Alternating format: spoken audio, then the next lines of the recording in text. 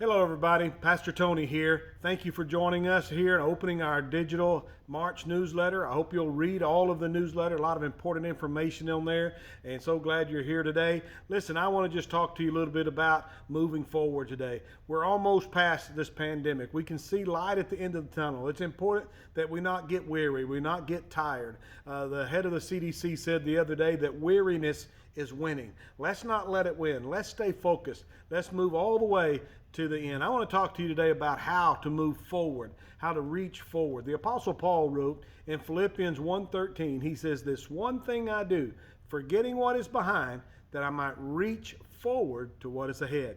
You know, it's interesting to me that Paul gives us a one-step process to moving forward in life. It sounds like a two-step, but it's really a one-step process. He says, forgetting what is behind. That word forgetting means to set aside. It doesn't mean to erase. It doesn't mean to forget like we think of forgetting. It means to set aside, and then he says reaching forward to what is ahead. What he's saying is, I take the past and I set it aside that I might be able to keep moving forward. What do we set aside? Well, we don't set aside the lessons we've learned. We don't set aside all the protocols and all the things that we know will work and are working to help us move forward towards a more safe environment for us and to get past this COVID-19. What it means is we lay aside the failures. We lay aside the pain, the hurts of life.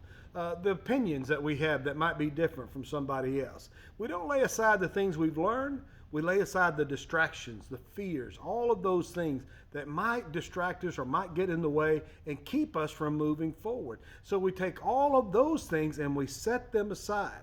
Doesn't mean they don't exist, doesn't mean they're not real. It means we set them aside in order to move forward, and that's what we want to talk about doing. I hope you'll join us if we keep moving forward in all of these things. You know, we're getting ready to do this, but let's think for a moment how to move forward. Well, first of all, we continue to practice all the safe protocols that we know.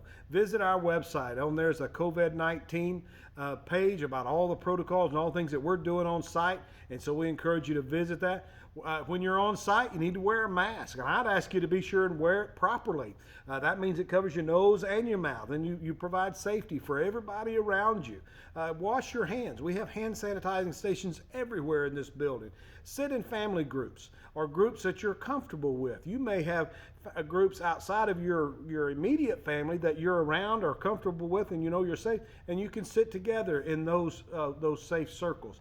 We've changed the seating in the space. We know we can accommodate somewhere around 65, 70 people very safely, depending on how you sit together. And if you need an extra chair or you need things moved around or to accommodate your family, ask one of our men. They will be more than happy to help you get that set up and help you do it. So we want to do that. Another way we lay aside is we set aside opinions. We set aside all the things that have gotten in the way, and we continue to invite people to join us at Grace online or on site. And you can invite them online just simply by sharing your feed on Sunday mornings. Another thing we want to talk about moving forward is our life groups.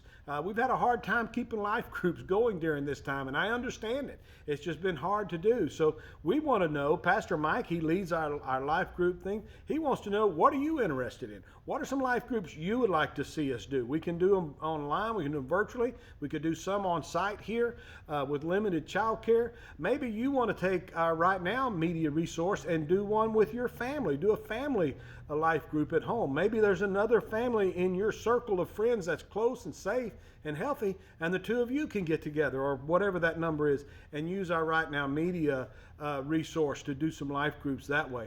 A lot of ways we can do this. I want to talk to you a little bit about Easter. I'm so excited about Easter. It's coming. We're excited about it. We're not going to get to do our Easter extravaganza again this year. We miss getting out in the community like that, but we are going to do a park event on April 3rd. There's details in the newsletter there. Go there and get those. Going to have a lot of fun. Hang out with families in their groups and engage the kid and have some fun. Also, I'm going to be beginning a new sermon series on Easter Sunday called All In.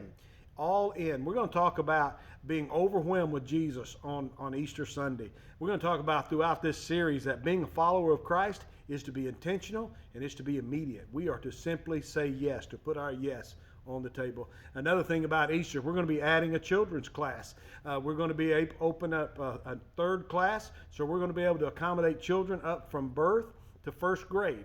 birth to first grade. We're hoping to open that up a little bit more as the weeks go by, but for Easter Sunday, we'll have birth through first grade. We do need some volunteers, and the more volunteers we get, the more classes we can open up. It's just important that we get those. So I encourage you to come be a part of that. Be sure and check our COVID-19 page on our website for all the details. Be sure and register for church. And Grace, remember this: I love you, God loves you, and your church needs you. Talk to you soon.